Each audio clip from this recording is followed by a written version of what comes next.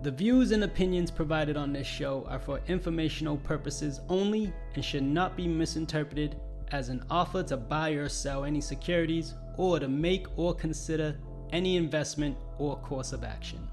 For more information, please go to passiveinvestorshow.com.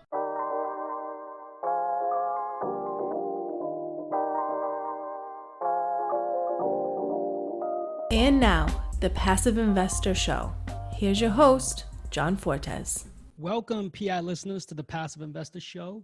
I'm the Passive Investor Consultant, John Fortes, your host of the only ranked podcast for passive investors in multifamily syndications and real estate funds. Our goal and purpose of this show is to be a resource to investors and help them master their passive investments by beating inflation 1% at a time. When you're investing in multifamily real estate and you have the luxury of having a choice between personal cash savings versus a self-directed 401k to utilize for investments, or maybe even another vehicle such as a whole life insurance policy. Which one are you looking to drive more cash flow into or just grow? For instance, I just came across an investor who has a self-directed IRA, but also a personal savings. Deciding which type of investment they are going to use is based off the investment that they are presented with at that time. So let's utilize a preferred return metric just to make it easy. Preferred return is going to give you quarterly cash flow. That might be something that they're utilizing their personal savings account for because they want some cash flow against that savings. Then there's a non-preferred return, but there's an average annualized return at the end, at the exit that makes it worthwhile. That might be an option for their self-directed IRA, or if anybody had another vehicle that they were using, maybe even a whole life insurance policy. Having options and being able to make decisions based off of what your investment vehicle you're using to drive your investments and understanding what your criteria is. So for instance, if you're looking to just preserve wealth, either one can do what you need to do. If you're looking for cash flow, you might be looking for more of a preferred return versus something that doesn't have a preferred return. If you're looking to just get in the game and understand it, get in the game with an investment. Don't rush into it. Vet the sponsors, obviously. Do everything you need to do to get comfortable with the opportunity, but also understand different type of investments because you never know when you will be given an opportunity that's beneficial for you at that time. It depends on if you are sitting on the sidelines or if you are looking to place your investments, make some investments, grow your wealth.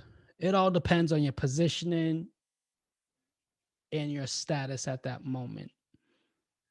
So have a plan for both.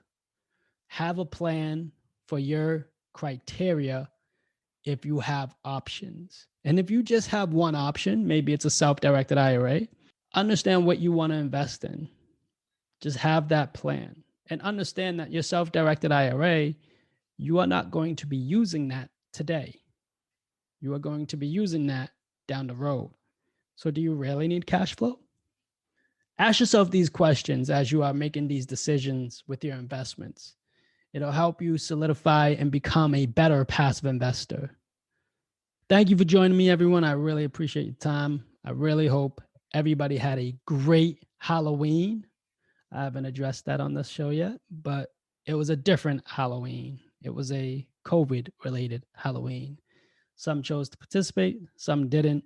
And if you have kids or young ones, young loved ones, I hope you were able to enjoy it and make it memorable for you and your family. Because at the end of the day, we invest today to create more memories for tomorrow.